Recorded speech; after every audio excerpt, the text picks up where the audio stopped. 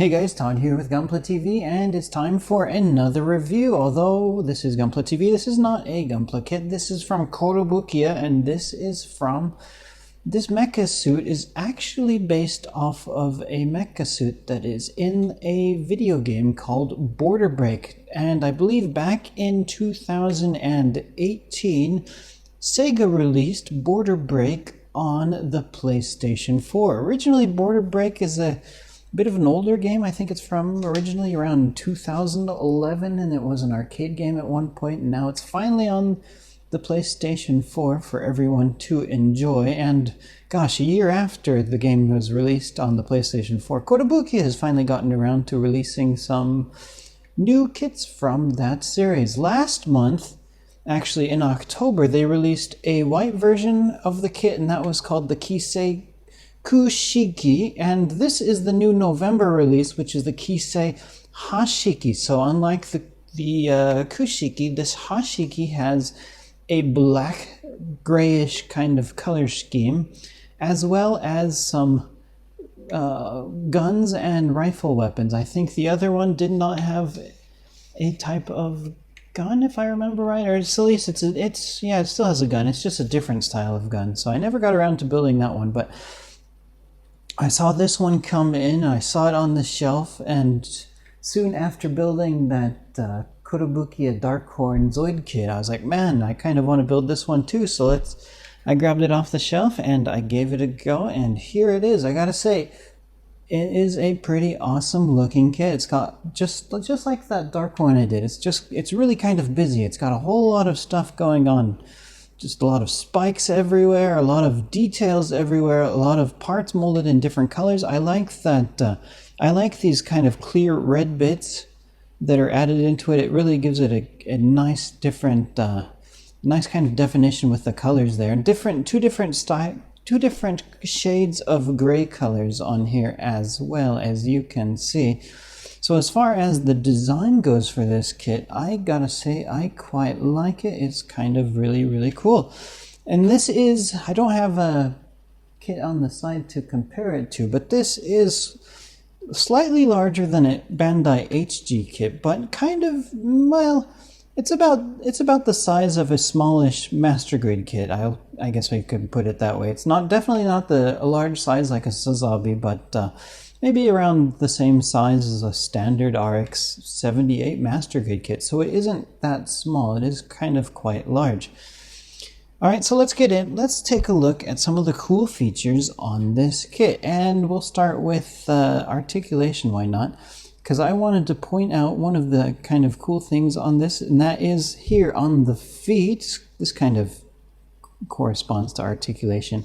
It's got slide rollers, so this guy can slide around, and they do move, so you can actually slide around, although to be honest, it does not work that well. But it's there, it does, those rollers do move, so that is just one kind of interesting feature that they have added for this kit, is those little rollers on the back. It reminds me of those shoes that were kind of popular. I don't know if they're still popular or not, but back in America, kids wore these shoes called Heelys, and it was a shoe that had a little wheel on the heel there, so you could walk around normally, but whenever you wanted to roll around, you could just put your weight up on the heel and then scooch on down. I wonder if they're still a thing or not. I couldn't tell you. I have not lived in America for the last 10 years, so I'm feeling a bit out of it as to what's popular or whatnot. Alright, so let's also take a look. Let's see. So the feet here, now they do have side to side, a joint that allows the feet to move side to side, as well as front and back as well. And the toe, you are able to move the toe here as well. So up and down, it's got quite a nice range of movement, I have to say. Alright, so let's take a look here at the knee. The knee should be able to move. Now, this is not, I gotta report, this is just definitely not as smooth as what and there's one part flying off. Alright, so that's the first time in this review.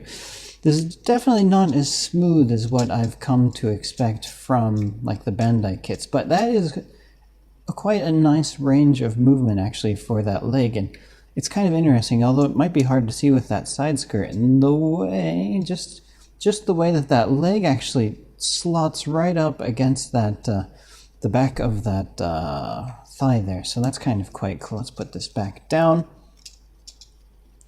All right, so now since I kind of talked about those side skirts, these side skirts here, they've got a lot of these clear pieces on the tips here. And these pieces, this whole kit is a snap together kit. Unlike the Zoid kit, which did require glue in some places, there was no callouts to add any glue to this kit. However, I do want to mention that these clear pieces here, you can kind of see there's that mold line here. They're only held in by sandwiching this part together with this part. And this connection I found was not very tight. It was not a very tight connection. So these clear pieces kept falling out if I just breathed on it in the wrong direction. So I gave up on just trying to only use the snap connection for these clear pieces, and I got out some glue and I actually glued all of these on. So hopefully these things will not fall out on me during this review. All right, so also on this side skirt here, let's see if we can get a better view of it on the camera there. You've got this cool jet thruster here kind of on the back side, and one of the cool trick features they've engineered with this kit is, let's see if I can pull it out here. This is kind of hard to grip. This is such a small tip to it, and oops, okay, I'll just pull this part off. That might actually be easier for me to do here. Let's get that guy balanced. All right, so this jet engine here, it should be able to, if I can get it to work with me here. There we go, okay. So you are able to pull it out if you want to have a bit longer kind of nozzle there at the end of this jet engine. So if you would like to have that longer nozzle, you just need to pull it out a bit, and then you can put it back on, and there you go. So you have the option of, let's get the other side going here. So you have either the short nozzle or the long nozzle, whichever you prefer, you can do it. So if you do build this kit, be cautious of those clear pieces. They just kept wanting to fall out on me. There's another clear piece here on the side of it, so it's really nice looking, really awesome looking side skirt, I do have to say. All right, so let's go on to the leg joint. So the leg has a pivot here at the top of the thigh. You can kind of see it there, so you're able to get movement that way, as well as a ball joint on the hip itself. So you are going to be able to have a range of movement, but the side skirt is there's also a ball joint there for that side skirt, so you are able to pose that a bit, but not able to get like a nice kind of big split like you can on some of those Gundam kits. So it is going to have a bit more limited range of movement, I find, compared to some of the latest Bandai kits, I will have to say. So this front skirt here also has a pivot, a joint on there, so you are able to open that one a bit if you would like. Now let's take a look at the hip, why don't we, the waist here. So the waist does have a joint that you can pose this, move it around a bit. This is the only joint it has, is that one there. So that's all you're going to be able to do with that one. The head does have just your standard kind of ball joint. It's a cool looking head, I find. It has those clear pieces here on the sides. But other than that, nothing too fancy. So the arm, you have your standard kind of ball jointed connection for the hand there as well as a double jointed elbow, and a really standard kind of peg joint connection there for the upper arm, as well as the ability to kind of pull it out or slide it out that way. So, but of course he's got this giant spike. This is actually another piece that I ended up just gluing together just because it had the tendency to fall apart on me, is these little clear pieces here on the top of the shoulders. So even though the manual does not recommend or does not say that you have to use glue, I just found it better to put a few bits of glue on here and there, just so this thing does not fall apart as much. That is one of the things about Kotobukiya kits. They do tend to kind of fall apart a bit more. Now, I actually do want to mention, now that I'm kind of talking about how this kit's falling apart, although it does fall apart in some places, this kit was, compared to other Kotobukiya kits like the Zoid that I just built, this one actually felt more modern, like a newer design. I do not think this kit is a remake of a previous version of Border Break. I do know Kotobukiya had previous Border Break kits released, but I think this guy was new. It went together pretty well. I had absolutely no complaints. It was actually quite an easy build compared to that HMM Zoid dinosaur I just did. This was quite a bit of an easier build, kind of somewhere in between like a HG kit and a master grade kit level, so nothing terribly too complicated. Yeah, the only thing that you really have to worry about is just the parts not really connecting together as well as I would like. Now, there was one other kind of niggle that I had, which was more of a production problem with this kit than the engineering. Now, if you look here, this nice clear piece, this clear triangle piece that sits on the side of his arm, it's only on this one. It's not on the other side. I'll show you that one in a second. But if you can kind of see here, let's get in the proper light. There's this kind of like a mold defect on the inside here where there's just like an air bubble that was inside the clear part. And unfortunately, that really kind of stands out. Nothing to do with having cut the part off wrong from the run or anything. That was already there, and that was just something that happened during the manufacturing process. Unfortunately, that is not something we can return like the kits to the manufacturer for. That's just unfortunate kind of little side defect for manufacturing clear parts. They pop up every now and then. Not really on the Bandai kits, but you'll see it on other manufacturers. So the other side here is nice and clean. There was no air bubbles on the inside of this plastic, so there is that I wanted to mention. All right, so let's take a look next at the weapons that this guy has included and some of the other option parts they've included as well. So here they've got, let's just start with this one. This is the most easiest one to talk about, and these just pop on. If you don't want to have these parts, the gun or this item, you can pop them off quite easily. And they just call this a container. So this is probably going to be where he stores his ammunition and other supplies, and that just slides up on that connection here. He also has a rifle. This rifle is folded up and it sits on the shoulder like so.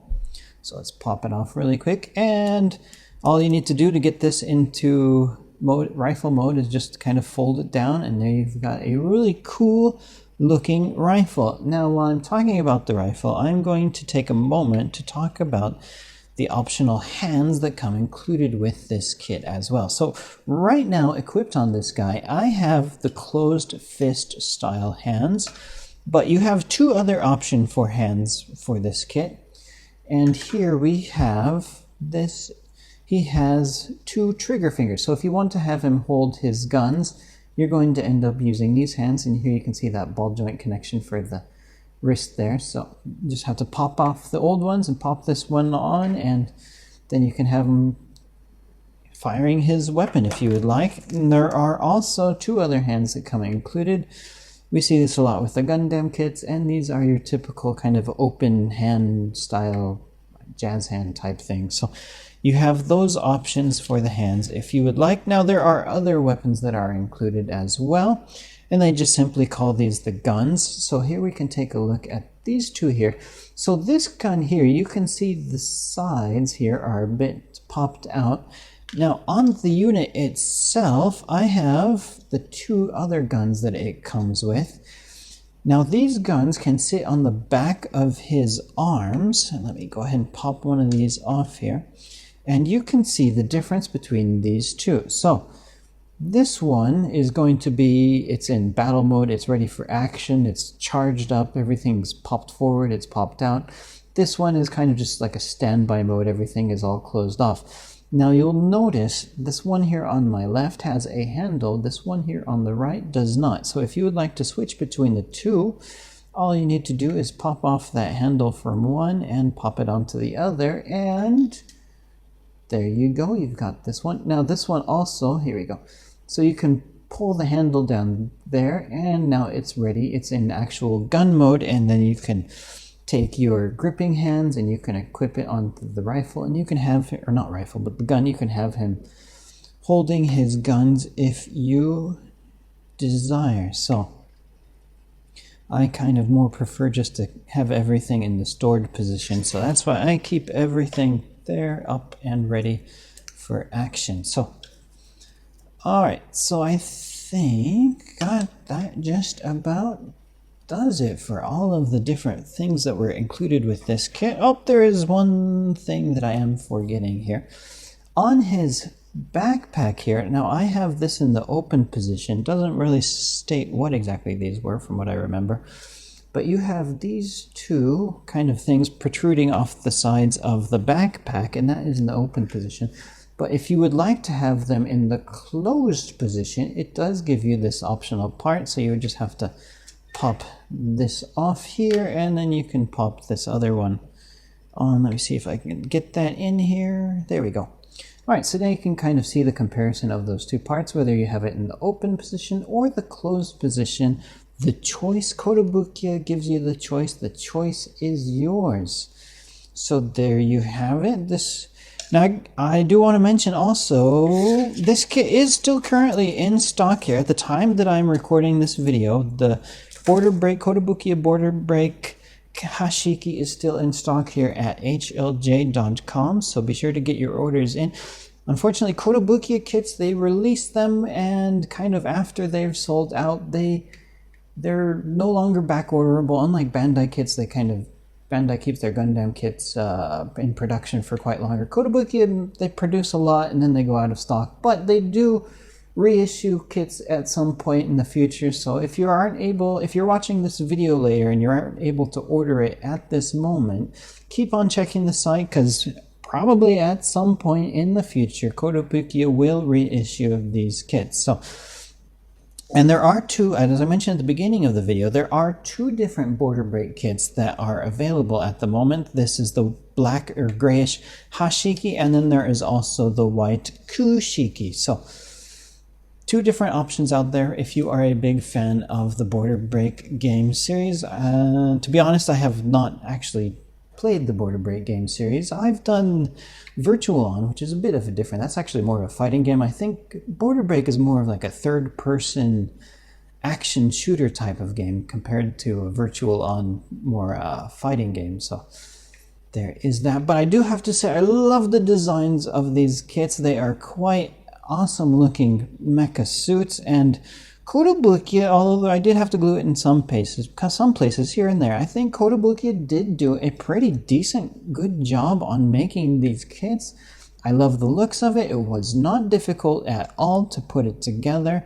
Everything fits together pretty well. As you saw during the video, I only had that one part actually that fell off on me. Now that's also partly because I did glue most of the clear pieces in paste, but none of the other parts fell off on me. So that is quite good. Thank you for that, Kotobukiya. So I would recommend this kit, although I do also want to mention it is slightly pricey compared to other Kotobukiya kits, but that's probably because they have to pay for the licensing and what have you. But if you are a die-hard Border Break fan, or if you're just like me and you're just a fan of like different kind of mecha designs and just like building models, then definitely something you might want to check out, especially now with Christmas season coming out. If you need any ideas for what to get and you don't know and you just want to build something different, this one is here for you. So Border Break from Kotobukiya, still available at this moment on HLJ.com. All right, thank you guys for watching, and we'll see you again soon.